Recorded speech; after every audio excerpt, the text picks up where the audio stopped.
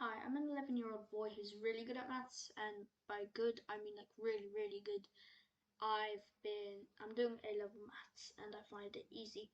But today I'm going to be I'm going to be doing a GCSE exam, and I'm going to be showing you the steps which I take. Hopefully you can learn something from it. And if you want, you can like and subscribe, but no pressure. I just want you to learn something. But subscribing would help me help other people learn. So you could if you want to. If you do, thank you very much. Hi guys. Today we're going to be doing some GCSE maths paper. If you want the link to the GCSE maths paper for reference or something, then it'll be in the description. This is a calculator test, so take a calculator, and if you want to, you can just answer the question before and see how I explain it if you don't know how to, or you can just, if you don't understand the question, just wait for me to answer it. Okay, let's start. And I had a big problem with trying to draw over this file, so I spent like half an hour trying to find a way to draw on this file so you can see my working. But I started really questioning if it's ethical, because I don't think hacking into a PDF file is legal, so I'm not doing that. But yeah, this took me half an hour to find a way to actually draw over it that's legal. So that's why this is so late. Okay, let's start. Expand 5x times x squared plus 3 in brackets. So all we need to do is expand the brackets, and I think you probably did that if you're in year 10 or 11. Or even if you're like in year 7 or 8. So this is probably the easiest question in the test. Anyway, so 5x times x squared is obviously 5x cubed, since x times x squared is x cubed, and it's just 5 times that. 5x cubed is, we already know, is the first part, and then plus 3 times 5x, which is 15x. So we know it's 5x cubed plus 15x. Okay, now for question 2, write 1.52 as an improper fraction in its simplest form. This is an easier question, as all we need to do is 152 over 100, and we can just simplify that to 38 over 25, and that's the answer. Next question is work out 60 as a percentage of 20. So, as 60 is 3 times the size of 20, then we know it should be 3 times 100%, so it's 300%. Okay, question number 3. Use Pythagoras' theorem to work out the value of x. Now this is when we actually do need a calculator, because this is quite difficult, and it's actually and I don't think anyone can do this mentally. So we need to put 17.2 squared plus 12.9 squared equals, and the answer is 462.25, but we have to square root it. And the square root of 462.25 is 21.5. And by the way, if you're asking me why it's 17.2 squared plus 12.9 squared, the Pythagoras theorem is a squared plus b squared equals c squared, and in this case c squared is x, so it's 8x squared, and 17.2 squared plus 12.9 squared equals x squared. We find the answer of 17.2 squared plus 12.9 squared, and we find the square root of it since it's x squared, and then we have the answer of 21.5. Okay, for question 4, A, B, and C are 3 points. Work out the bearing of C from A. Well, this is an easier question, it's just arithmetic. So it's 50 plus 80 is 130, and we have to figure out the angle in here. If you can see my mouse, it's from the line C to the line n, work out bearing of C from A. It might say that, but it's just the angle of the line from line C to line N, but just a bit smaller, like continuing the line. And since the angle in the angle that makes up a circle is 360, and 80 plus 50 is 130, we do 360 minus 130, which is 230 degrees, so it's 230 degrees. Okay, now this is a really long question that does require a calculator. So we can start by saying shop A is £2. 3 shops sell the same type and size of lip balm stick. Shop A, £2.39 each. Shop B, £3.8 each. Buy one, get one half price. Shop C, pack of 4 was £11.40, now 1/6 off. Which shop is the best for 8 sticks, and what is the total cost in that shop? Show working to support your answer. Okay, so we need to first work out how much each costs. So first for shop A, since there's no promotion or anything like that, we just need to do £2.39 times 8. Put that in your calculator and you should get £19.12. So the cost in shop A is £19.12. Now for shop B, it's a bit more complicated, but buy one get one half price. So what we need to do is we get since 4 are full price and 4 are half price, then half of 4 is 2, so it's 2 plus 4, which is 6. So we just need to do 6 times 3.08, and that is 18.48, which is already considerably better from £19.12. So far B is the best. But shop C, a pack of 4 was £11.40, now 1/6 off. So we can just do 1 divided by 6 times £11.40, which is which is 9.5.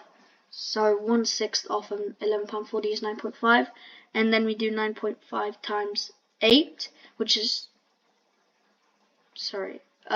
we do 9.5 times 2, which is 19. So A is £19.12, B was £18 something, I forgot, but yeah, just don't worry about that.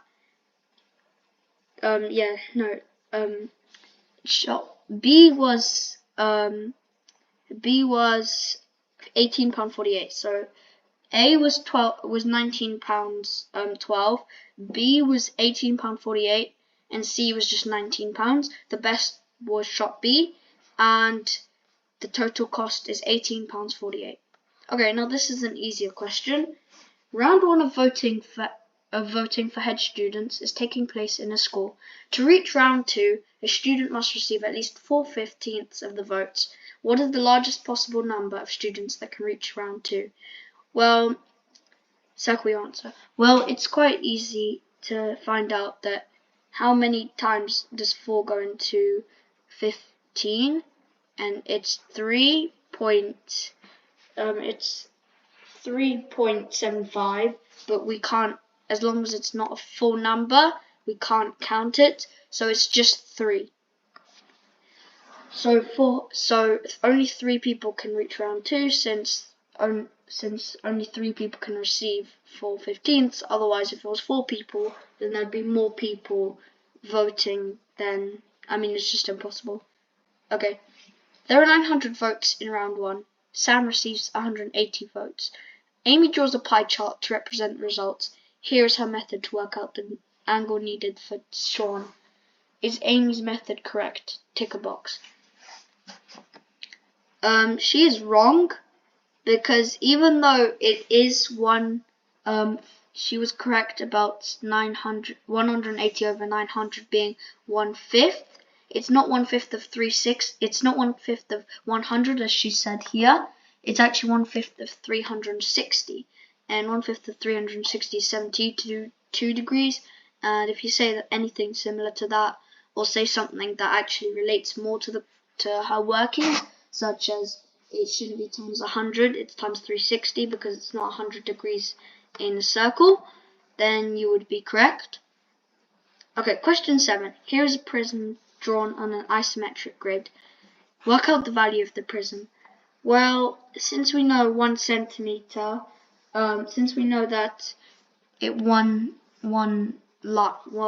centimeter is equal to the dot from here to here, we know that this side must be 5, and this side must be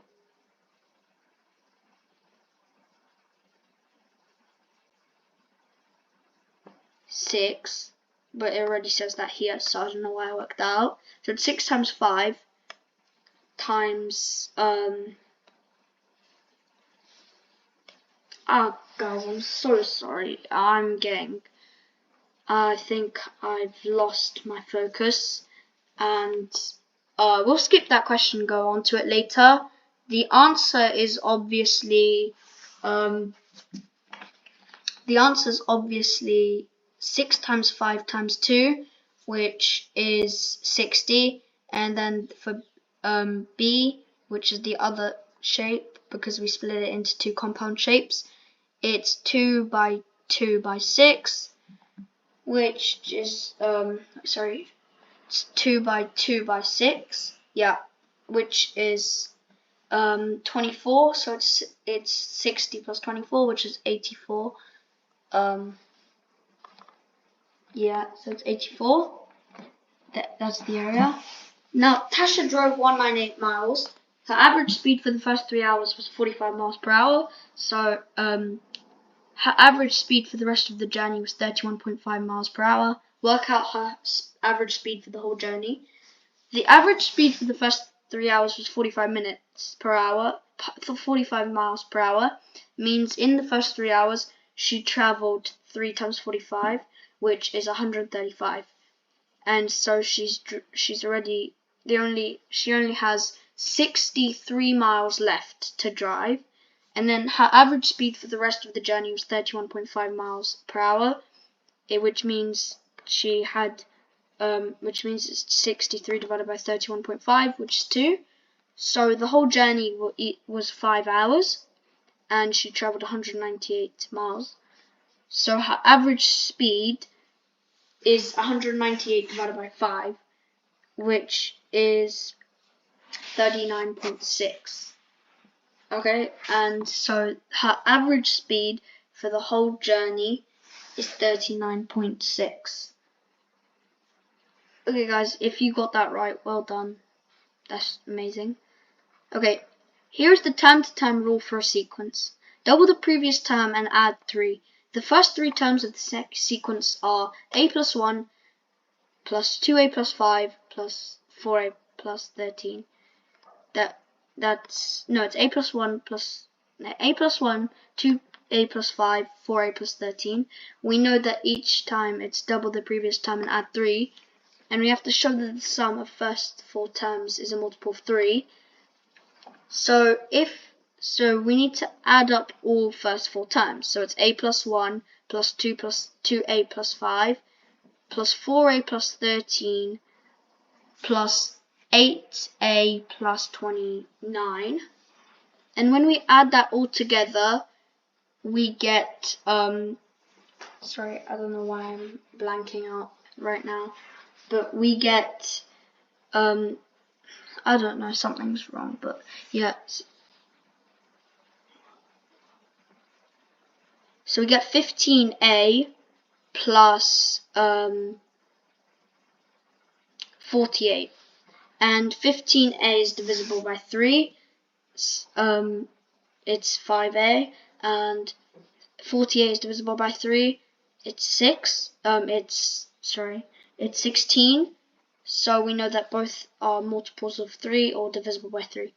Okay, which of these represent the shaded region? Circle your answer. Well, all of these, B, A prime of, I'm not sure what that symbol is, but B, A prime, I'm not sure what that symbol's name is, B, and A prime. The first three I told you are just completely wrong, since everything other than the region A is shaded, so it's just A prime. Everything other than A. Okay, a fair coin is thrown a number of times. The probability that every throw results in heads is 1 to 64. How many times is the coin thrown? Well, to be honest, we can just do 2 to the power of x. Since we know a fair coin, the chance of landing on heads is 1 divided by 2. So we can do 2 to the power of x equals 64. And if we keep going, 2 times 2 is 4, 4 times 2 is 8.